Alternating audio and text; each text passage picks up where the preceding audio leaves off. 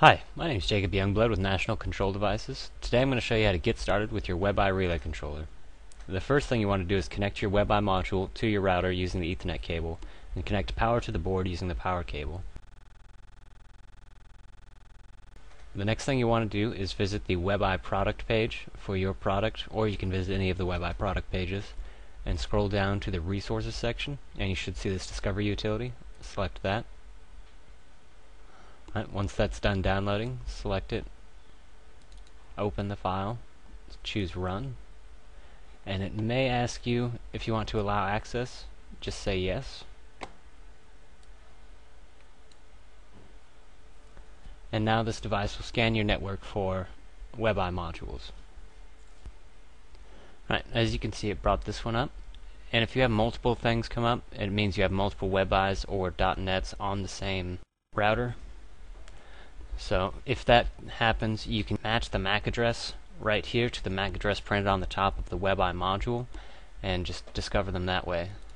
So double click on that and it should open up in a new tab. If that program didn't work for you, you need .NET version 3 or higher, and you should get those if you do Windows updates, but if you don't have it, you can just do a Google search for .NET Framework v3 download, and it should be the first result, Microsoft.com. And you can download and install it using their website.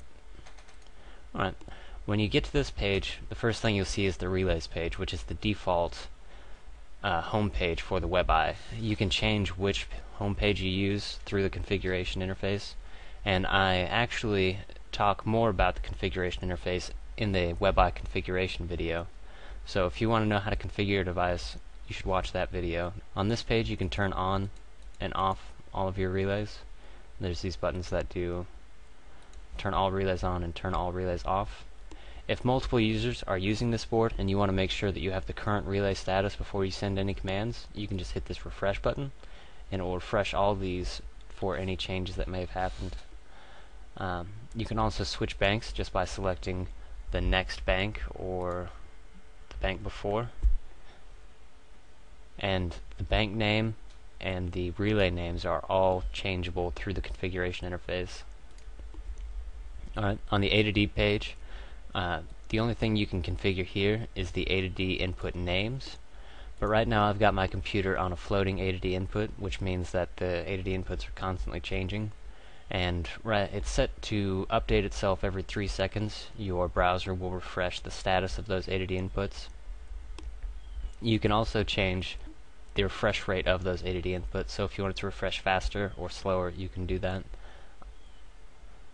We'll go to my page. And my page is an improvement over the old .NET modules in that it allows you to send up to 3 commands using one button. You can even have kind of a timer element in there as well using this command timeout mode on the configuration page, but I talk more about that in the WebEye configuration video. Right now, whenever you click the button, it will send you a response for every one of the commands that it sent, and the controller, and that's a response from the controller, so you know that you got it. We'll check out the console page.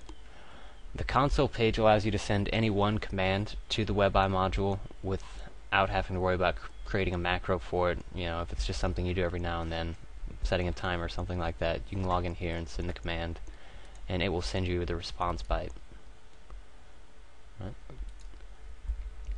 There's really not much on the network page. There's the IP address that the device currently has and the MAC address.